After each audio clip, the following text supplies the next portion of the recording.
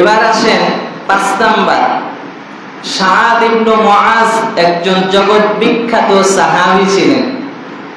এই সাহাবীটা অনেক মর্যাদা সম্পন্ন একজন সাহাবী ছিল।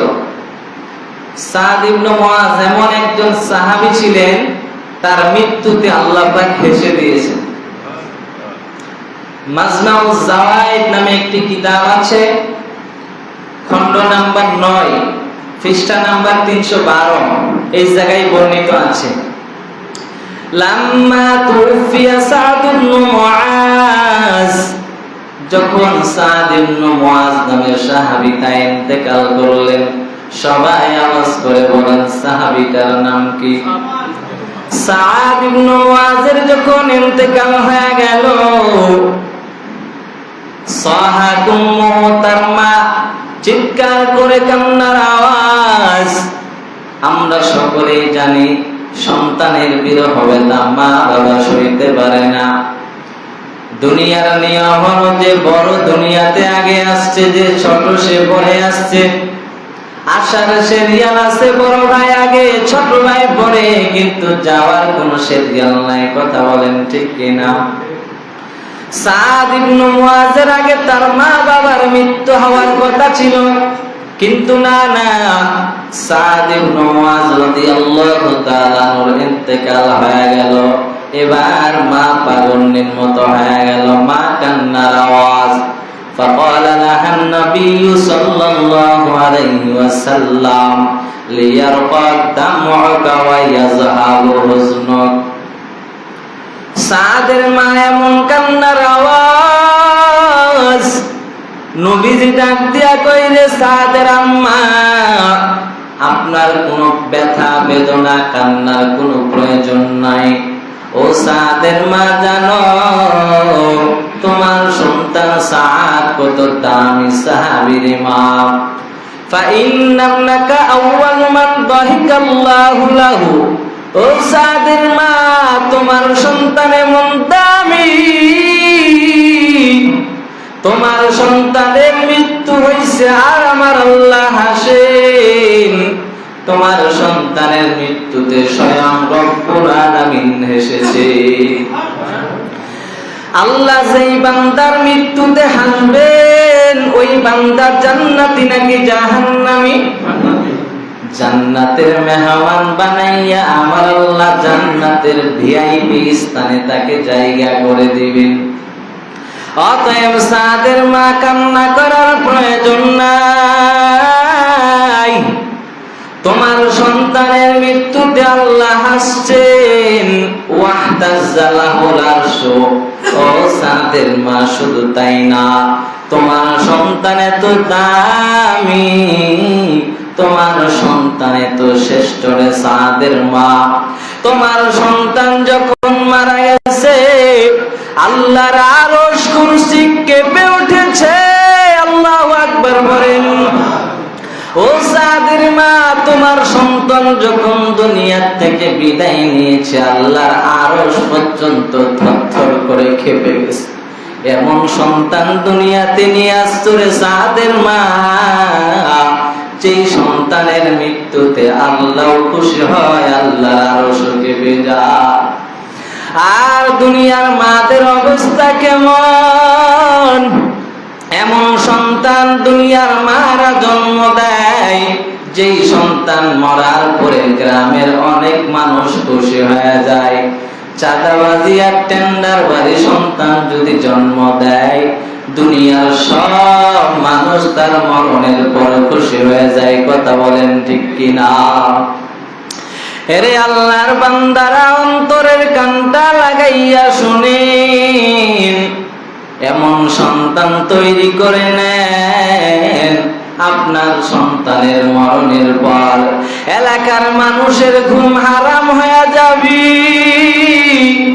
কেমন একজন দিনদার সন্তান আজ আমাদের চোখের সামনে নাই, এমন নেককার সন্তান বানায় যান, যেই সন্তান জীবনে কোনোদিন বয়স্ক মানুষের সাথে বেয়াদবি করে নেই, বাবার বয়সী মানুষেরকে কোনোদিন কষ্ট দেয় নাই, সন্তানকে আদব আখলাক শিক্ষা দিতে হবে। যে আদব আর আখলাক শিক্ষা করিয়া সন্তান কোনদিন বয়স্কদের সাথে বেয়াদবি করে না।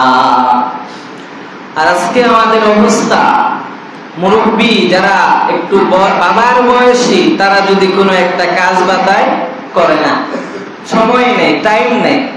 অথচ মোবাইলে পাবজি গেম খেলার সময় থেকে বের করে নেই।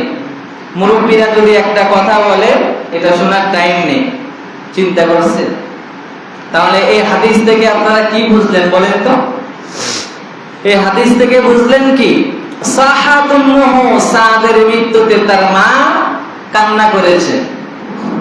এমন কান্না করা হাদিসে নিষেধ আছে। যেই কান্না করার কারণে শব্দ হয় এবং কান্না করার কারণে জামা কাপড় ছিঁড়ে ফেলা হয়, এই কান্না ইসলামে জায়েজ নাই। আপনি সন্তান লালন পালন করেছেন, আপনার কষ্ট হয়েছে জানি, কষ্টের কোনো সীমানা নাই। কিন্তু আপনার সন্তানকে লালন পালন করার পর আপনার সন্তান যদি মারা যায়, কষ্ট হবে, স্বাভাবিক কথা। কারণ এই সন্তানকে আমি বাবা না খেয়ে, আমি মা না খেয়ে সন্তানকে খাওয়াইছি। এই সন্তানকে মানুষ করতে গিয়ে আমি মায়ের কত কষ্ট, কত রাত্র আমি মা ঘুমাইতে পারি নাই রে বাবা। এই সন্তান মারা গেলে মা কষ্ট পাবে, স্বাভাবিক ব্যাপার। তবে সবচাইতে বড় সিদ্ধান্ত আমার আল্লাহর। দুনিয়ার সব মানুষকে বানাইছেন যিনি, তিনি আমার রব, তিনি আমার মালিক।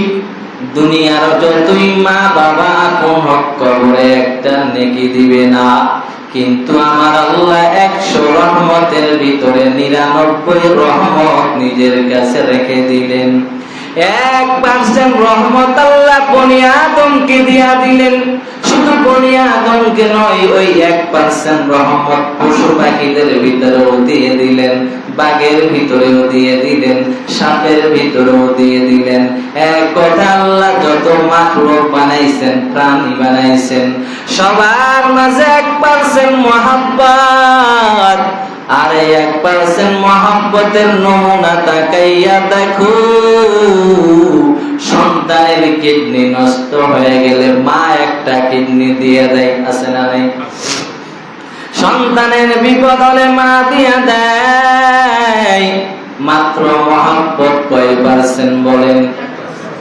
একটু বিষয় 1% মহাব্বতের কারণে, 1% মহাব্বতের কারণে মা নিজের কিডনি দিয়া দিল। কারণ মা জানে আমার 2টা কিডনি থাকলেও তো আমি চিরদিন বাঁচতে পারবো না। আমার সন্তানদের যদি আমার কিডনিটা দিয়া দিই, আমার সন্তান আমার চোখের আড়ালে থাকবে। কয় পার্সেন্ট মহাব্বত? আর আল্লাহ বলে, রে বনি আদম, 99টা রহমত আমি আল্লাহর হাতে রেখে দিয়েছি। কাল কিয়ামতের ময়দানে আমার যেই বান্দারা জাহান্নামী হয়ে যাবে, আমল করতে পারে নাই, আমার যেই বান্দা আমলের অভাবে, ঈমানের অভাবে যেই বান্দাগুলো জাহান্নামী হয়ে যাবে, আমি আল্লাহ বলবো, রে ফেরেশতা যাও, জাহান্নামে যাও।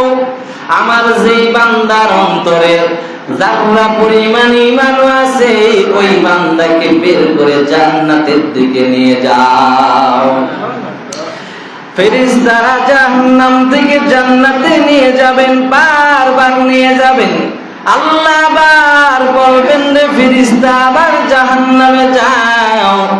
আমার আরো কোন বান্দা জাহান্নামে আছে কিনা তাকাইয়া দেখ।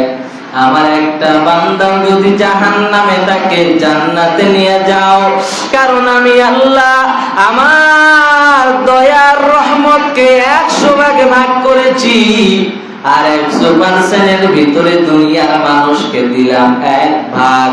আর 99 ভাগ রহমত আমি রব্বে কারিমের কাছে আছে। আমি আল্লাহ দুনিয়ার মানুষ যদি 1% রহমতের কারণে মা সন্তানের জন্য পাগল হয়ে যায়, আর আমি আল্লাহ 99টা রহমত রেখে আমার কি লাভ যদি কিয়ামতের ময়দানে আমার বান্দার বিপদে কাজে লাগাইতে না পারি। সুবহানাল্লাহ। 1% রহমতের নমুনা যদি এতটা হয়, আমি আল্লাহ 99টা রহমত আমার কাছে রেখে কি করব? সুবহানাল্লাহ। আল্লাহ তাআলা ফেরেশতাদেরকে এইভাবে কি করবেন? ফেরেশতাদেরকে বারবার জাহান্নামে পাঠাবেন। দেখো কোন বান্দা আছে বলে জ্বলে কয়লা হয়ে গেছে, নিয়ে আসো, নাহারের মধ্যে দিয়ে দাও, আবার আগের মতো করে দাও। এভাবে বারবার জাহান্নাম থেকে বের করে কোথায় নিয়ে যাবেন? জান্নাতে। অথচ আমরা বান্দা এতই নাফরমান হয়ে গেছি, আজ আল্লাহকে ভুলে গেছি, নামাজের কোনো খবর নাই। ভাই 5 ওয়াক্ত নামাজ তো পড়ি, জান্নাতের টিকিট তো হাতে পাই নাই, পাইছি?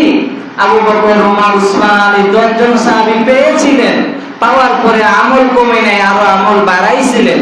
আর আমরা তো জান্নাতের টিকিট পাইনি, আমল ছাড়তেছি কেন? আমল তো বাড়ানো দরকার ছিল। এটা কয় নাম্বার গেল? 5 নাম্বার। 5 নাম্বার কি ছিল? সাদ ইবনে মুআযের মৃত্যুতে আল্লাহ হেসেছেন। এবার আসেন 6 নাম্বার।